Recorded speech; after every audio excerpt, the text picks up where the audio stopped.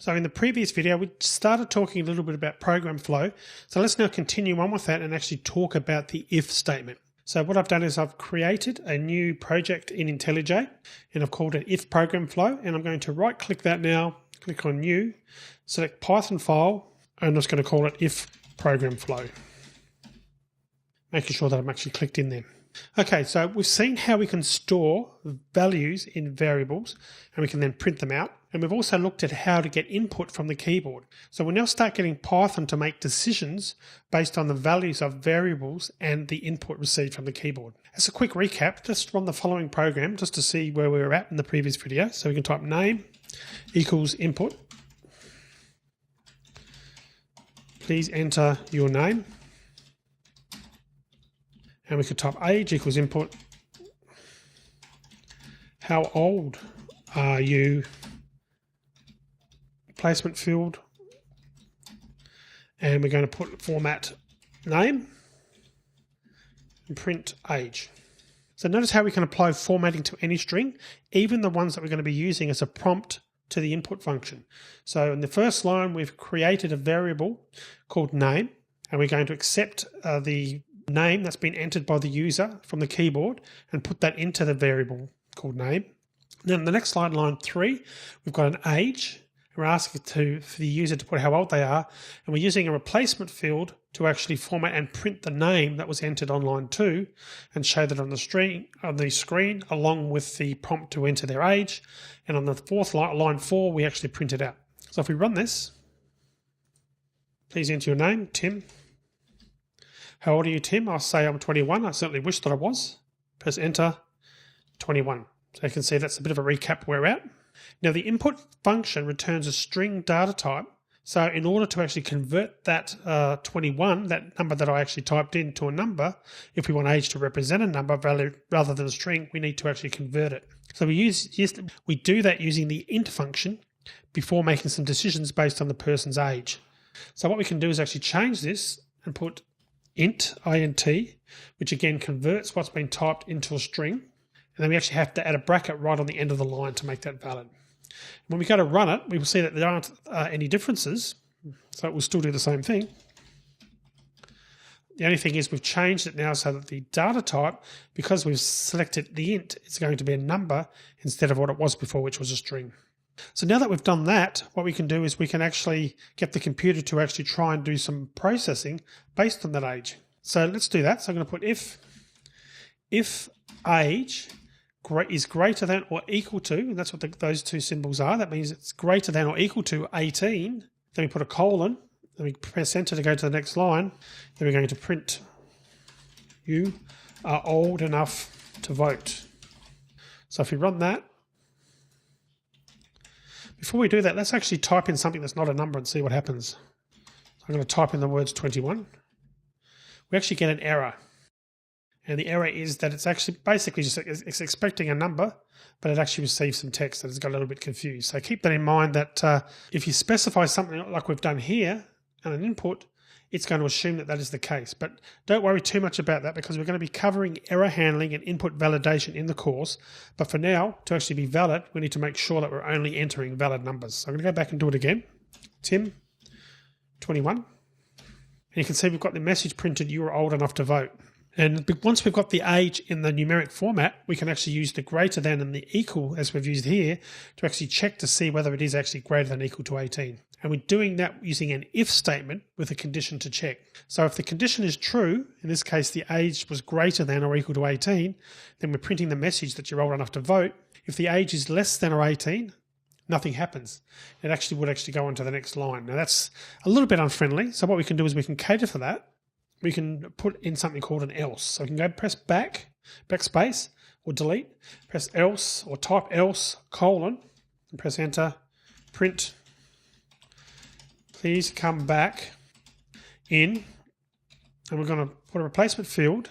Let's use dot format. Let's actually get the computer to decide how many years they've got to come back with. And we can do that. We can actually put the number of years, which was 18, less the current age that was typed in. So 18 take whatever. So if they've actually typed in the age of 15, it would be 18 take 15 is 3. So if we actually run that now, firstly, I'll put in my name, put 21, we still get the same message, and notice how this line here is basically ignored, and that's because the first part was correct. So how the program works is it comes through and looks for this condition, and if that is true, in other words, if this case what was typed in is greater than or equal to 18, then that line is executed, and then that line is executed, not the next line with the else in it, and then the actual code jumps past the else and the print and goes on to the next part. But otherwise, so if the age entered isn't greater than or equal to 18, in other words, it's 17 or less, we get the second part. And just to confirm that, we can run that again. Tim, if I put in 15, please come back in 3. And I should have actually changed that and put that years. Like so. If we actually run that again. Tim, 15. Please come back in 3 years. Now, the other thing to note here is the block of code that's within these conditions can have more than one line of code to execute. So in other words, we could come back and put, you're old enough to vote, print, please put an X in the ballot box, or more correctly, put an X in the box. Else, we'll leave that as it is now. If we run that again, Tim, 15, we'll get the else only, please come back in 3 years. But if we actually run it again and type in Tim, 21, you're old enough to vote, please put an X in the box. So you can see basically the code that's in this block of code, all of that's going to be executed if this condition above it is true. So likewise, we could have done a similar thing for the else. We could put extra code down here, and provided it's indented correctly, that's going to run if that else condition is actually true, in this case, if age was less than 18. Now, sometimes you might need more than 2 cases. So what Python does is it lets us test conditions by using the elif, which is an abbreviation for else if. So let's actually come up with another example and move on from this one. So I'm going to just comment that out. And I've commented that. You notice down the bottom it actually tells you the command I use, command /, which is control / on Windows or Linux. And that gives you a way to actually comment out a lot of code at once. So if you want to just, instead of deleting something, just to comment it out so that it's not going to be executed, that's a way of doing it. So let's type another example in. So I'm going to print, please guess a number between 1 and 10. And we're going to set guess, the variable guess, to convert the input to an int and get that number from the keyboard. Now we're going to do some testing using the if statement. So we're going to put if guess is less than 5, print, please guess higher. And guess equals input, and we need to add an input at the start of that as well to make it valid, converting it to a number. So we can do these if comparisons. And then we're going to put if guess is equal to 5. Now notice when I'm putting equal to 5, I've had to put 2 equals. If you use the 1 equal sign, like the line above, guess equals int, we're actually setting the value for the guess variable. But 2 equals together, that's actually doing a test. We're actually saying, does the guess variable have a value of 5 to it? So if that's that case, we're going to put another colon, press enter, print, well done. You guessed it.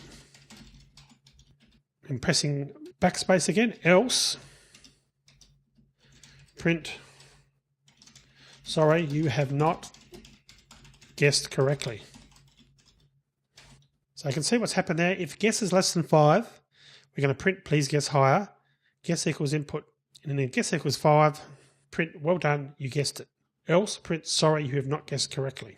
But what we're also going to do is we're going to embed that. So we're going to go press backspace, backspace, type elif, which stands for else if, guess greater than 5. We're going to type print, please guess lower. Guess equals input equals int input. If guess is equal to 5, the 2 equals again, print, well done, you guessed it. Else, print, sorry, you have not guessed correctly. Like so, and then finally, we can come down here, we can put else, print, you got it first time. So you can see we've got quite a few ifs there, and an elif for else if, and then an else down the bottom. So what's actually happening here, we're doing if the guess that the first number that they've typed is less than 5, then it will go into and execute this code. Otherwise, getting back to the start again, that wasn't true. So in other words, what they typed was greater than 5, then this code down here will be executed. We'll do a test here to see whether the guess is greater than 5. And if it was, it's going to execute that code. Then finally, the third level, else, would be if you typed 5 for the first time when you get that error or get that message to say that you got it right the first time. So the indentation level is very important to actually get an idea on what's actually working, because this level of if is completely different to this level.